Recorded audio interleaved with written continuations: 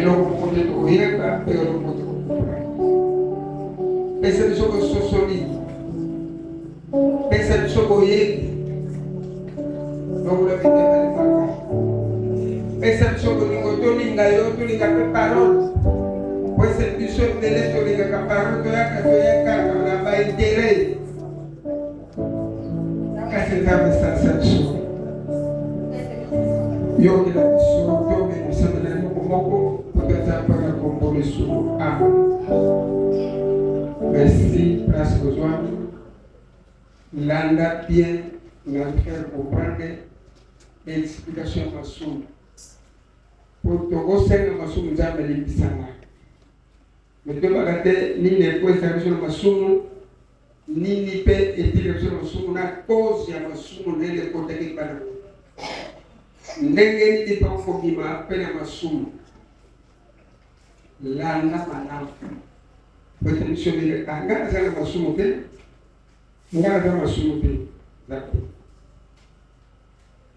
mais eloko zobosana okono balekamo moko melekamo elle détruit vie okono melekamo moko melekamo elle détruit famille famille comme na ba problème zo yo bimisa le loba moko mais on détruit famille ba route c'est le yo passé no ngasa na ndo kutea ngasa pour ça le tobo ça que le loba moko bimisa elle dit ça me livre ebele a Masumu fogoye, masumu volontaire et masumu non volontaire et masumu ezali oyebite. Presque à l'objet combien? 3 fois. Masumu sous oyebite au salako. Mais ça masumu. Mais ça masumu sous ma désolé oyebite ça masumu. Mususu pe olanga vision ça pe à l'objet de capo salaka nza on laisse per amour. Mais masumu susu tosalaka oyebi bien mosusu otata est-ce que ça masumu eloko liboso nakokisa bino likambo nyonso motu ayebi eza mabe mais osala yango sena volonté na yo moko péché wana ezaka mpasi nzambe abimisaka oyebi elikambo losala eza masumu osakisodeli atikaka na sala me ntango ozosala mpe ozoyebaki oyo nasala eza masumu olamuki ofai na yo lobi lobiso ozongi ntango ozosala ozobaki eza masumu osali na yo maintenant ntango osalaka ndenge wana lisumu wana eza grave ezobakisa me mokolo okende oka mosala nzambe ayebiso likambo osalaka eza mabe obien na vision lavi bayekorapele likambo osalaka eza mabe me kote kosala pesho na eza sona kolimisi eza bapeshe mosusu eza ya babei me posa epungola bapeshe osala batusa basala nini etinga nasala likambo utende kwa moto moto nzambe nini etinga nasala likambo nzambe nini etinga nasala likambo isumu wana nzambe ataka point d'interprétation po nanga confirmer te po motema na ile reconnaître nzambe osali mapi d'abord nzambe a confirmer mote ezala bato mosusu sukuba akei na mosala nzambe alimisaka likambo esalaki vraiment esalenga pasi te nini ekoesalenga isumu wana ezaka pasi mpe nzambe alimisi mais lisumu yango okwei oraisonne nini etinga nasala likambo mais lobi ozongi lisumu na likambo 3 fois confirmé péché wana eza suna parmi te péché wana peut-être comme grave liboso beaucoup yebi mais ezala bato mosusu basalaka masumu ayebi te te ayebi asala mayebi te ka masumu apatantaka prepre bato wana bazalaka facile te nzambe alimisa po conscience na bayebaka eza na masumu te même question pose comme ça koyeba ebimisaka moto na libulu koyeba okomela singa na kingo po oyebi. Mais na ntango oyebi ozokote kosala oyo yo oyebi eza mabe singa ekomelaki. David a reconnaître le péché na ye. Toujours le prophète nyonso eloko liboso ezalaki na basale eza lorsque otanga na Bible reconnaissance nini ya péché. Nzambe alimbisaka tokasala. David azoloba nzambe alimbisaka masumu oyo nasala. Depuis mwana soki otanga psaume 51 nzambe alimbisaka. David azali motema moto nzambe alimbisaka. David asali bamabe ebele. Mais nzambe motema David ezali neti motema na nzambe. Mpona nini? David asalaki mabe mais ezalaki koreconnaître oyo nasali ezali mabe. David akwenda mwana mwasi abomisi tala lisumu lezaka. Nzambe aza na raison jour ayebisaki ngai ke jako bato kala soki bango bazalaki na makambo bazokola solo mingi babikaki. David abomisi mwasi ya bato ya soda na ye azwele kutili mwana atinde na fo akufi. Ntango akufi mwasi akomela ze mwana akongope. David no ona sala kipesi na uso kose problème. David kana oyi biswara le ndekisa. Mais Israël babo yaki kokondene David kokotsa kukino makambo na réponse masakini. Biso tokotsa kusite ko aza prophète ngani ya biso tokoi. Biso tokoi. David toujours a la reconnaissance des péchés. Il y a autant de mots par David. Mais après il a péché parce qu'il a la reconnaissance. Masumu nzambe aliyekaruti. Avant nzambe bomba génération do nzambe za kusoma sabato na reconnaissance des péchés. Yebi sabango nzambe siriki mabeka sabi. No etele nzambe siriki. Osenga kudisi. Ninive susukuna nzambe siriki ninive altele de Jonas. Toujours reconnaissance des péchés. On sait que ça. Yendo kwebisa. Moïse koto zali partout koto tiki bango basumu. Il faut nzambe alengela masumu. Nzambe alengela masumu. D'accord? Prophète nyonso nzambe asala toujours aza ko repérer plus na péché masumu ezosala bato. Même les gens mission musumu mais toujours nzambe fara betala ba. Karaba. Bakosa batelemi, baprofeta nene batelemi. Botika boyako dika kabuite yako. Masumu eza dimension, masumu pe eza ndenge na. Mundu oyo apesi mwana batu kindoki, be apesi mwana kindoki. Yo ozodia no batu te fani so peska mwana batu kindoki na fani sui. Meta mwana wana akomi kusala bakrini makambo nyonso sala mwana no peski charge wana zona bolimbisika kwendo boti mbuma ya mabe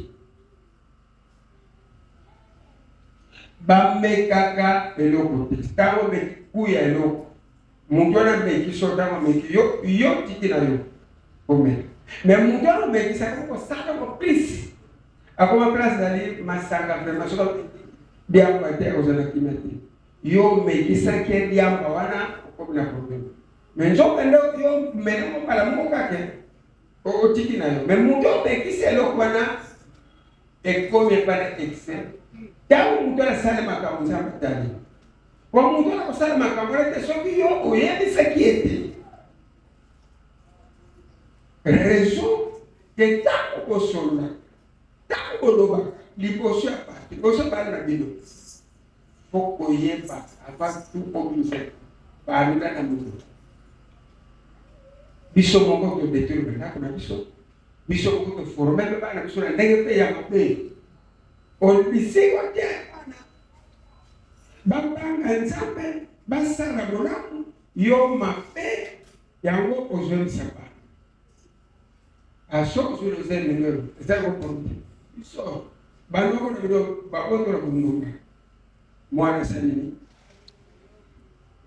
ngamoko mama na bino nabota ke tata na bundu ko yo so ko na kumisa melo ko so ko sa na tako yo ko tena bundu ba temperature sa kina talo ngote esa la temperature ko bilo ya ngobe temperature ko sa mwana tango ko omone lo ko ko sa yo tako sa ke ko profesa la ke ko te ba tu ba sa tawa na sa kina ko bentare ko ko la usama kama eske ba to lo sa tawa raison que yango mona chaque nzambe katinaka température ya prophète c'est le temps ezala ba prophète otangala kati ya bible soki na mbongo bazongisi bakobasite kosala po température basalaki na température pesi di boyebango otango esosi ekisaka mwana babe mais yaka 15 ans 20 ans mwana kosa mokolo obebisi image ya mwana muntu aliposo akotisaka bana na ye ezali para ye moko chapitre moko awa na ye bakoko na biso baekisaka basalaki bola mutu akotokotaki na ba elere masere chapitre oya matendo nalobaki 29 chapitre nini kopesa katika chapitre 29 tobanda verset 4 totanga kuna Yesu abengisi banganga nzambe na balevite asangisi bango na esika oyo ezali na epai moi bimaka alobi na bango balevite boyoka ngai sikoyo omikomisa bosantu sima okomisa pe ndako ya Yawe nzamba yokoko na bino. Haleluya yako tena na mwana. Bakoko na bino. Bateya kibino te balobela kibino te. Yango ne ko tampo na kinde ko sala ki on lelo ko so sa. Makasi lelo ya wa benyi bino tafere ba malati. Tafere ba problem. Boyeni ko so ya. Bo ina ba malati.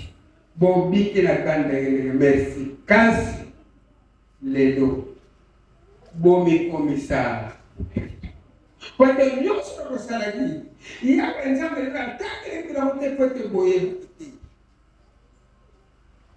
nyoso ko salagi ya nzambe na bino atangi la ke bino ngote kwete boye bafite kasi lelo akomanda bino bomi komisa pebo komisa ndako yawe bu ndako yawe zeli zongela bolanda abengisi banganga nzambe na balevite asangisi bango na esika oyo ezali epai moi bimaka alobi na bango balevite boyoka ngai sikoyo bomikomisa bosantu sima okomisa pe ndako Yawe nzamba akoko na bino bosantu bomikomisa bosantu na bazotre pe na kati ya mitema na bino susu na ndako yawe ndako yawe azali motema na yo nzoto na yo bimisango na mabe pe temple ngala nzambe chango pe bosantu ya nzamba akomalelo anetusha obo temple ngala nzambe anetusha obo sala kinzambe alinga musu lelo nzamba kazila azo swali azo ekatala bakokura bino verset 6 et 7 ok kwate bakokura bino batata na biso basundaki Yawe bakokura bino basundaki Yawe bamama na bino bapapa na bino bamipesaki te bana Yawe lelo yango mokotoke na mabe ndenge na mpe lelo yango boye baki pamba bendenge na ndenge kweli papa pelo kate kunjambe moisa la kate ya bango yawe lelo apengi bino apesi bino zongi na verset 6 7 batata na biso basundulaki yawe nzambe na biso basalaki makambo oyo ezali mabe na miso na ye basundulaki ye bapesaki ndako ya yawe mokongo bakangaki kutu baporte na yango bapapala bino bapesaki yawe ndako mokongo bino bisuko zabo ebiga paparanga assemble ya rete aujourd'hui bino koko kota komala agenere giste kamuma bapapala bino bamamala bino bapesaki ndako ya yawe mokongo yango lelo babunga yango la pasi musuka ekotela kino tafela bapapala bino bapapala nte balokaki bino bapapala nte bapesino kindoki kasi bafongolaki nzela na kozanga bonzambe kati na bango mungu nazali ni asili bino kele so baza baloko te mais baza bavictime na oyo ekomelaki bino osoki batielaki bino bonzambe makambo so ekomelaki bino moye ekomela bino balingaki bayekisolo kosambela baleki bayekisolo ndenge ososofeli na likambo zako papa sobele masaki pale na yeye papa mwana yoso tebelaki kusaba kokosambela ngo esalaka nini papa kotio asando kiteme neka kongolaki porte yebisoka kunzambe kazana probleme solo yako kasi lelo continue bakangaki kutu baporte na yango bakangaki baporte bazopekisa to dino soki bosambelaki na makasi na bino mosusu bosambelaki ya bato bandako ya bamibali bokei kuna bokosambela me bandako na bino pamba na bino mabino alingaki te bakangaki na baportanga na ya nzambe na bandako na bango bakoki batikaki bamwinda ekufa bakoyaki kutumba malasi ekopesa mbonza ya kosikisa na ndako ya yawe bakoya balingaki mwinda nzambe mpela bandako yozosambela po yozosambela ozopelisa mwinda no po yozosambela nga makambo na leki kosambela eske yolokani nga nasala mbongo na nga wokolosambela makambo bakomaki mwinda bandako na bango mpe bakoya kokopesa yawe mabonza ya bambongo na bango lelo bokomi bavictime bande bele papa comme ça ça la bien sur qu'on passe bande bele ba bénéficier na richesse ya papa pour que papa kangela ki bana porte ma be ezali ki directement mais compréhension que pour nous développer osando qui tem une compréhension du problème osanga sagesse c'est le grand problème il y a des sabana fan sabana nzamba zali nzamba lega nzamba boyo kaboyi nzamba sara mwana zoyo tia zokola foko sambela mwana ya mwana bara musuma masana mukulu meketa musuko mwana azomo na kote papa na za ko isali ya wale sabino bana basala za mususu okomona sale kaboka ikeketa azomo ko nini aza soda za forme azwa ki mateya menatanga kazo asheka sanini azu nani likikai so verse ko so ane ko mo do na mwana atenda ki mwana sakite na ndako papa mama kisel nunugura shaku kasi mwana kuna atenda ki vie bedi mwete mwana zaki forme mwana yeba ki bolamo papa na ye mwana o papa na koti se para pele papa na o salaki mwana bungi menandeka saka na machara kwa nzambe mwana satika la zonga kote na undi soko mwana utaka amen yesu alobi lisusu moto moko azalaki na bana mibale ya mibali mwana eleki alobi na tata na ye tata kabora bomengo na yo pesa ngai oyo ya ngai ndambo bongo tata wana akaboli bomengo na ye na bana na ye mibale mwana aleki awa azwi oyo ya ye ndambo akei na yango mpe nsima ya mwa mikolo akei na mboka mwako ya mosika kuna asali mobulu mpe abebisi mbongo na ye nyonso ntango atingalaki maboko pamba nzala mingi ekoti na mboka wana mpe abandi kokelela akei koluka mosali mosala epai ya moto moko ya mboka yango mpe ye atindi ye na esobe mpo akengelaka bangulu. Azalaki na posa kutu ya kolia bambuma oyo bangulu ezalaki kolia, kasi moto moko te apesaki ye yango. Bongo abandi kokanisa mpe amilobi, basali nyonso ya tata na ngai bazali kolia ndenge balingi, kasi ngai awa nazali kokufa na nzala. Nakozonga epai ya tata na ngai mpe na koloba na ye, tata nasalaki mabe na miso ya... Alléluia. Bokolani. Amonaki bona ma papa. Amonaki bona papa franga azala bolingo. Papa azala nyonso indisa biso bokolamu. Kasi verset suba kuna eloko nini yawe toujours tozongi na fonction. Kama ketikoso mama verset suba na kote pasi. Kama ketikoso na lobarani. Alo bitara koso na papa. Alo bitara kumbere papa mbongo kasi eloko ni koso ko do papa. Nakozonga epai ya tata na ngai mpe na koloba na ye, tata nasalaki mabe na miso ya Nzambe mpe na miso na ye. Reconnaissance de péché. Mwana azali formé. Mwana yebaki kosenga kolingisi. Mais bapapa bino baye kosali bino te. Yango bekosuka na kati ya église âge de 30 ans, âge de 50 ans, bazwi biso kosala kote epai na komiti. Kote monde moyen okovivre yango nzoka na monde wana eza na mobu. Masumu, reconnaissance de péché. Kosepelaka te kosala masumu oyo oyebi keza masumu ozokota kosala. Mwana lekolo kota ye masumu. Incompréhension. Mpesha ke alobi na kene koseka kolimi se péché incompréhension oyo ekelaki papa na ye te. Lisumu ya incompréhension na kene koseka kolimi se papa limisaka prestalaki na ndenge na tosaki te. Soki ate akaite alingai bandenge nini papa nanga e azala kolamba papa na kosesuwa na ke papa na kozala kino ebana tele bazala soki ebisekende papa na kimia papa mo program azokima mama no program fana pa mama zokima pona a forma kiote na ndenge ya bujana kote set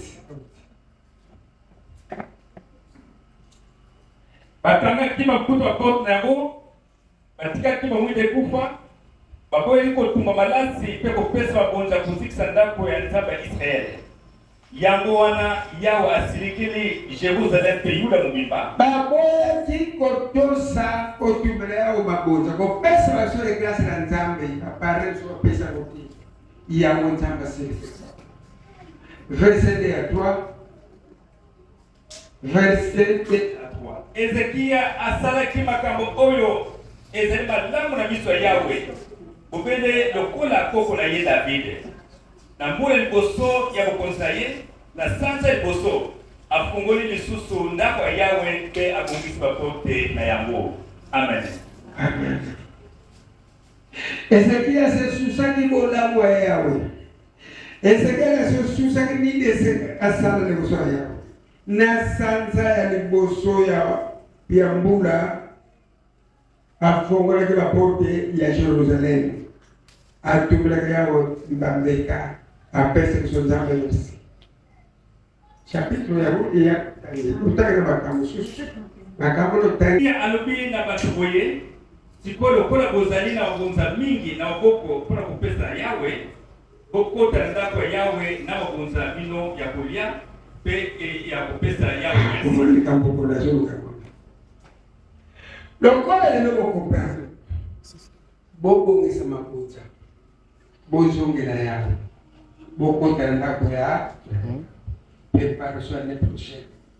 Il y a une vision awa chaque niveau d'action de grâce. Le corps est au combat de mon péché. Mutura mutu abongisa libunza na ye. Ya liboso ya Yawe pona kutumbela Yawe. Tokani masumu ya oyebi ozosala. Masumu ozosala na masumu oyebi te masumu zaka diferent yokani péché ya wana moto asoso bakanisa kasi oyo asali masumu ekosama masumu ekosali yo mutu asali kambo yite mezala bato basalaka makambo oyebi oyo osalaki oyebi ndenge otambulaki tozala seme na confession mutu na mutu apesaka jour mutu na mutu asalaka confession de péché oyo osalaki mais na ntango bazala kosala confession de péché soki péché osalaki eza grave okendaki na mobali ya bato osalaki makambo kino osalaki oyo ezopesa liboso ya olongolaki zemi baza kokumba taba eloko afeleza te exode combien nombre 28 combien baza kokende liboso ya yawe te na pamba kasi baza kozala reconnaissance na oyo asalaki baza kokumba ye taba mbambo ya confession de péché yaka pasteur te yaka Kristo ezaka bongo masumu dans le cas ezalaki foko tuma mais lelo tokomi opesi mbongo basala misala ya nini ya église bokopesa yawe peta bamoko ya mobali mpona libonza ya kosenga bolimbisi ya masumu bokobakisa yango nyonso ya babonza ya kozikisa mpe ya bino oyo bokozala kopesa yawe mokolo na mokolo. Alléluia. Amen. Osepela kosala na masumu mais masumu ezala tuma osepela kosala masumu tikala sala nini akomona mais tokande ava nzambe alingisa yo ezosenga action de grâce baisrael totulaka tati yesu nakodongola mibeko nyonso te ye alobaki nekoloko te mene kobakisa sokotanga tangaka bible o makambo ya deuxième jésus na yesu alobi naye kolongola te nakosala nini lisumu ezopese okotelama liboso yawe te ekotelama liboso ntuma te nalongolaki nzembe me obomaki motu non nakendaki na mobali bato mais davidi ntango sokendele na basi mosusu ezalaki mo péché mais nzambe eselaki loki te mais mokolo simbaki mwasi ya bato nzambe azalaki nzambe alingani azokende na basi ya bato eza mo péché mais nzambe agiri loki te mais mokolo simbaki mwasi ya bato sur place na atali tele eliwetata bino makambo sali na sebena wapi azoki apesaka kanda non mobali okende koyebaki teke aza mobali alleluya bino belenge koza awa na bana bango te boyebilo te mwana ofilama aza mwana bolelo oza mobali mosusu lokoza mobali mosusu mais ntango libula zama yo moko mama okomi kosala na partiti mwana presque te mwana presque mais bamibali na mpe bakomi koloba bimama mwana ozaka non azaka mwana donc ozala bali mosusu après 3 jours na bali mosusu peut-être zelo ozwi péché grave oboti mwana na ndako mobali okumbi okoseli papa wana makambo ke mwana azaka yo mais conseil soki ke mwana eza libala te mais ofanda mobali na sipote charge ya mobali mama papa péché akumbele péché grave péché grave nongaza masumu mon frère masumu epesaka te masumu epesaka te masumu ezaka pepele mais epesaka na conséquence soki ebandi kofrape apres masumu osala nini mais na ntango kosala ngo epesaka te mwana bato ayebi eloko moko te ekokonvie okoti mabe oyo ezalaki te oyo ayebaki te susa makambo nyonso babala kosalaka na motu na yo Kabo sa mutu nyonso sa mabeli ko so erike ko sa mabeli ko so te. O ya te ke mutu le sa komere na sangaye. Ayo te ke mutu ayo sa monde ko te. O ya di. Personne ne sait pas. C'est pas bien. Mama papa. Tambo ya na zero sa nyonso lingi. Benzamba ko betu. Mama Christian Chapel. Tambola sana suni ko sala nganza mrazala ko ni bazotala meye baka justice nana uzora shapesa sana yo suni ko sala ila bien lero tampe frappete ko sala pe una di bien ça pour protéger les as combien 11 sunani 11 total na preço yo elenge sepela na molenge na yo zala na esengo na ntango ozena na elenge sala nyonso oyo motema na yo elingi amen mpe nyonso oyo ozali komona ete ezali malamu kasi yebaka ete nzambe akosambisa yo na makambo nyonso oyo ezokosala sala na yo lokana buma boma na yo sala nyonso kosala me papa mama likoswala likambo liboso tosoka likambo toyebi oyo tozotambula confusion ya péché 2 mois kutanga likambo me anatanda oyo frappe oyo kokambataki deshe confusion eshikisi liboso ya nzambe ya nguya tobana nzambe wana ayoka biso mawa tobana nzambe alolenge arapele biso oyo tosalaka mpe bakati eza mabe mpe oyo tosala na biso ete na biso ezali mabe tosalaka yango lelo tondekitisi liboso ya nzambe wana ya nguya tobana nzambe alipisa yo toboteli ainsi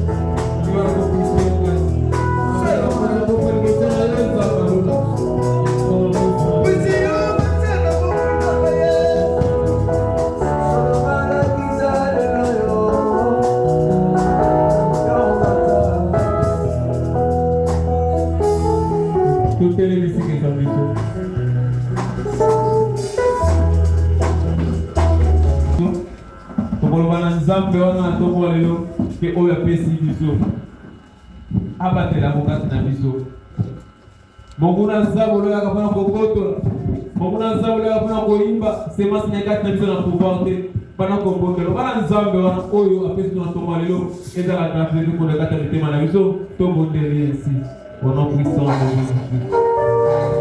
Au nom puissant de Jésus. Apa tu itu na yoki na buku na yoki. Tule mozai na yoki na buku na pene na tomo alelo. Tule mozai na bola bola kallo na tomo alelo. Papa na sengi papa yo batera katsanga. Yeumbe na katina na bibo tamuma. Uya no tamoni. Mama zamu ya kwa kwa bote na para katina na pesa na pouvoir. Yesu masihi.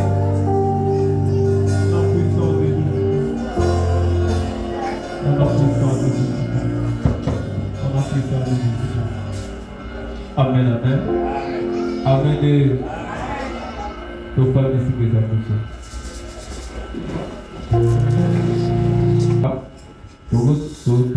Nous allons tout matin et bien pour moi. Quand tu vas dans l'église, c'est que tu vas la concentrer. Alléluia. Amen. Quand tu vas dans l'église, c'est que tu vas la concentrer. Toi, tu t'as une distraction aussi.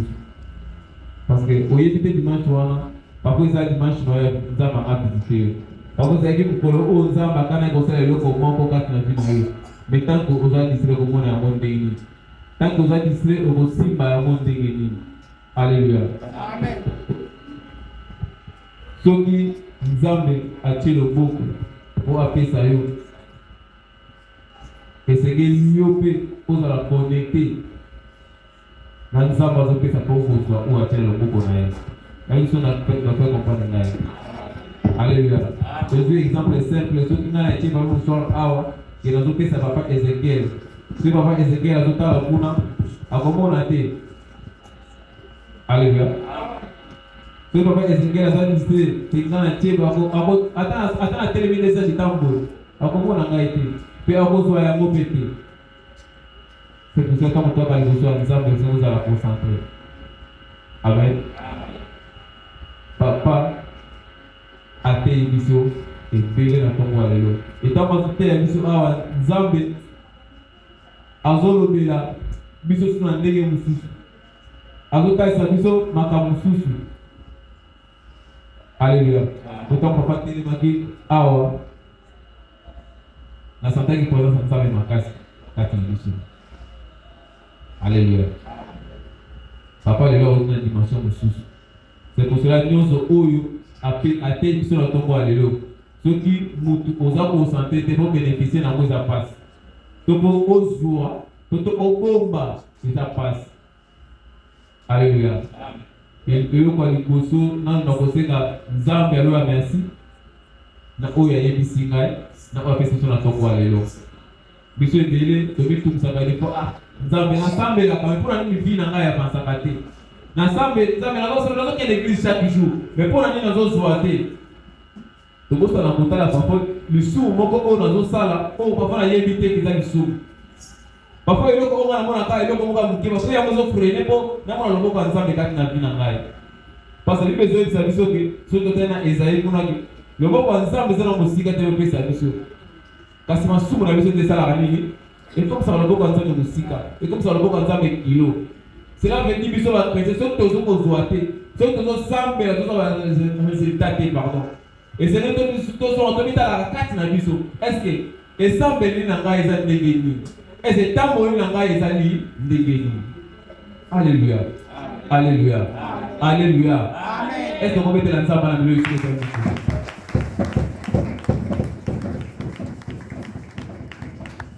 Voilà que nous devons apparaître. Alléluia. Nous avons posé ensemble, nous avons mis l'ensemble de ma bouche.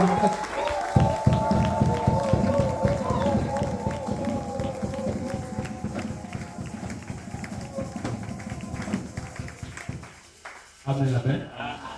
Si quelqu'un nous a pas pour la vie au papa, nous a pas pour la vie après ça y est ma casse à comment tu nous as fait. eza la prière na biso bisika tofanda na bandako tofanda. Amen. Soki tolinga papa na biso ya molimo makasi. Soki tozolinga papa na biso tokoyokela ye te. Mais soki kati na biso molimo ezali moke tokoyokela ye pe te. Alléluia.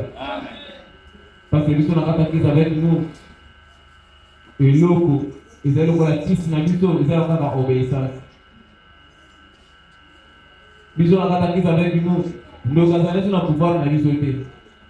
Oh balien ezali na pouvoir na biso te. Oh papa leki na biso lokola biso ya ndoki ezali na pouvoir te. Alléluia. Amen. Amen. Soki tosali soki tolingi papa na biso makasi, soki tolingi la papa na biso makasi, parce que ndoki azalaka faire place obéissance certains ezali. Alléluia. Kati na biso moko na moko azwi oyo nzambe apesi biso na ntongo ya lelo. Na kosenga na moko na ntongo ya lelo oyo toyoki awa tant tokozonga na bandako tosambela nzambe asunga biso, nzambe apesa biso makasi, parce que moko na lobata biso tomona loboko ya nzambe kati ya bavi na biso. Nzambe asala bapona badomaine moko boye muna moto aza na requête na ye, aza na eloko aza na mposa nzambe asala. C'est pour cela tomitala tant tokozonga tolo bandako na oyo bateli biso na ntongo ya lelo. Tokotoba nzambe soki ezali eloko moko oyo nasalaka nazo comprendre yango te, faire comprendre nga Yesu. Soki oyo nasalaka nayebi na nga ke nasalaka mabe, mais nazaka makasi ya kotika ngo, nzambe pesa makasi ya kotika ngo. Parce que le seul eloko ekosala ke libala ekoma mosika ezaka lisumu. Na biso moto ayoki ngai na ntongo ya lelo. Le seul eloko ekosala ke mosala ekoma mosika ezaka kaka lisumu. Totali na Romains 3 verset na 7 pour ne se trompe pas, mais eux zonike. Bato nyonso bazaki bato basali masumu bazali nini nkembo ya nzambe. Romains 3:23. Donc c'est mal masumu ne empêcha tout le monde à gloire en tant que kati na biso. Soki ezosimba te elingi loba kati na biso ya quelque chose ezosala ke esimba te. Soki to avancer te elingi loba ke kati na biso ezali eloko moko ezofreine po to avancer. Ese eloko wana soki ozwa lizote kotika yango soki toyebi yango. Alléluia. Ceux qui n'ont pas le droit de faire la maille, il y a pas de freiner pour avancer. Et c'est le moment où il y a pour avancer. Biso na kata kisa avec le lenge nzamba za approche na biso, le lenge te azaka bisika mususu. Nzamba zo ba na Moïse. Pardon, Moïse zo ba na peuple zeti, mais ami siba moni. Bino lenge yawe nzambe na biso approche na bino, lenge te approche na bikolo mususu. Cela veut dire, ceux qui sont vraiment approche na biso. Effectivement, la parole de Dieu c'est l'approche na biso. Alléluia. Amen. Ceux qui vraiment Nzambe à qui avec notre approche na ngai, approche na yo. Et le comment vous tout ça biso te. Mais ceux qui ont des difficultés nan, nous avons souci pour lokola, lokola net no simbate, net. Ezali fote ya Mungu Nzambe te. Tomitala yo na ngai etambo na ngai ezali ndenge nini. L'église nazalaka sœur, l'église nazalaka frère, mais libala nazalaka. Alléluia. L'église nazali kobotaka malamu. L'église wabinaki na sœur moko ya vie de prière, mais libala ndako nazalaka ndenge nini. So, dans l'histoire, Anne a semblé la vie dans l'église. Mais réponse à Anne, c'est là qui va bien. Est-ce que vous comprenez dans ton moelle? Là, on va dans ton moelle. Tu peux bien, tu peux pas être. Alléluia. La santé de ta maman qui l'eau. Tout le monde a fait la moi, tout le monde a tout baillé. Alléluia. Non, il est total, ça dit que Anne a fait la guise à moi, mais réponse de la guise moi, cela veut dire, surtout là, c'est un comportement qui ne sont pas dans un examen dans 4 églises. Et c'est quand même ça de faire la même ça la nuit. Soki na tango toka kata église, to makabana, to makabana frère le sambo makasi. Et c'est na kabo sa nini to? Parce que awa to yoka papa télévision. Basabe pour na biso. Ba visite ya ngai na nzambe ozala bina isika na soko famo. So papa awa zo osenga, basenga biso mena keli banda. Lokola frère kaka différence ça na moté. Nzambe akosala ndenge donc ba télévision awa les scènes et le coco fait va venir les somme. Et papa insiste là que année oyo tozo ko des années mususu. Et c'est moi oyo ezala moi moko ya préparation maman oyo toza lango. Ya kosenga bolibisi. Ya komiki za kozondisio ke lolenge na tamboli année oyo. Année ya sikana zo ko na tambola bongo te. Alléluia. Amen. Alléluia. Amen. Ça m'a dit que en 2025, les alliés est c'est bon. Est-ce que nous avons monné c'est mon avis là? La monnaie trop encore matin. C'est normal trop encore matin parce que nous sommes monnaie c'est monté. Pourquoi parce que quand on est en 2025, ils allaient mal monter.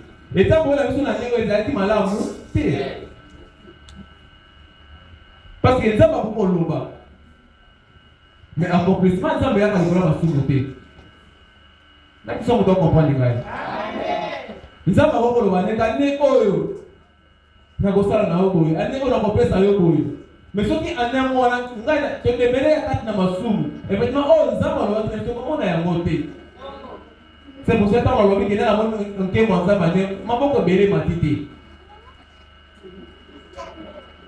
Alléluia. La chose est comme la fosse.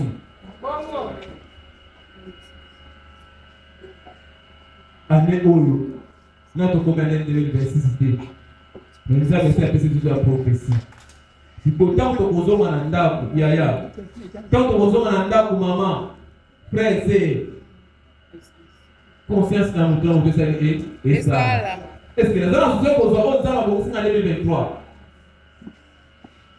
2026 pardon alléluia amen. Est-ce que nous avons pensé à cause de ça? Nous avons pensé à la néo et si nous avons pensé. Pour nous, nous avons pensé à la néo ni. Pour nous, nous avons pensé à la néo ni. Nalobango, mingi na kata nous avons nous. C'est pas du temps où tu signes micro de thé, tu zoko thé, la parole de Dieu, tu es allé au temple, alléluia. Amen. C'est pas du temps où on a dans l'église chaque jour, tu es allé au temple. C'est pas dit que tant où ngai na sabati o ngai na yemba kausa yamo pesa na sira za kumona kwa programme de CT. Alléluia. Et ça dit malamu tant où côté tant où pas sabati tant où sala musala na l'église na biso to ngo sala nzambe. Mais oh l'église est important autant wana kobanga nzambe. Alléluia. Amen. Oui, l'église est importante na via vous allez autant wana kobanga nzambe. Et to simbate yangai musala boye yangai kutu libala boye yanga kutu boye est-ce que tamboye na ngai boso ata bezali ndenge parce que na cause la bola mu so que tamboye na ngai za malamu te il me dit si je me trompe pas dans Hébreux 1 verset 1 à 3 il me dit que toko ki me tuma nzambe ndenge lisoki toboyi koyoka papa c'est clair tokoki koboya koki me tuma nzambe soki toboyi kosala nini est-ce que mon émission ko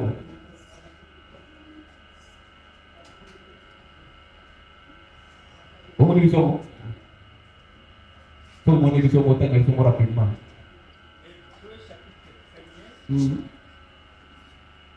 Kasi nikolo oya suka ayekoloba biso na monoko ya mwana ye oyo atie bokonzi na biloko nyonso. Verset ye kamati elongo ya tata na ye boye moto oyo dernier verset nous sommes verset on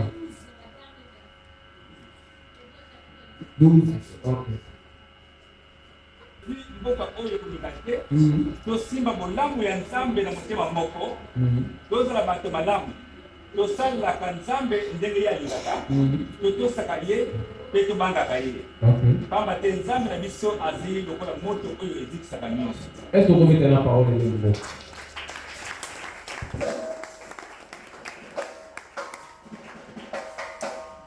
Lokola tozwi ngolu, lokola tozwi grâce ya kokutana na moto nzambe atinda mpona biso.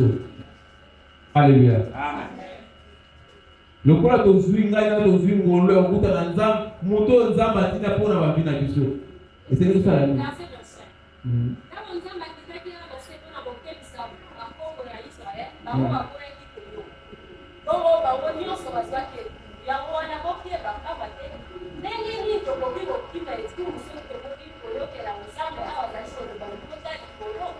Alléluia. Alléluia. Alléluia. Amen.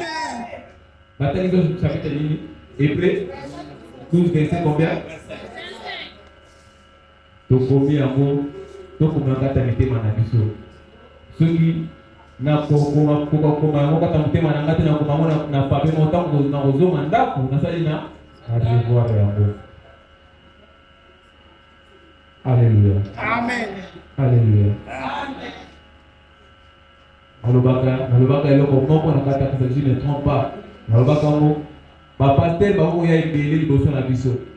Tokokutana na basali ya nzambe ya ndenge na ndenge na bavi na biso.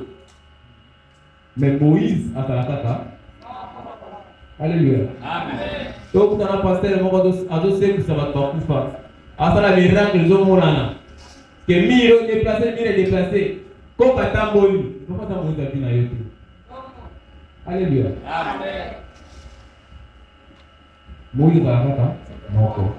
C'est pour cela que au café que ça Moïse a bina yo. Qu'est-ce que ça signifie?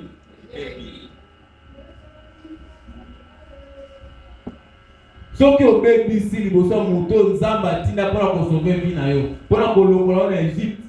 Qu'est-ce que ça signifie?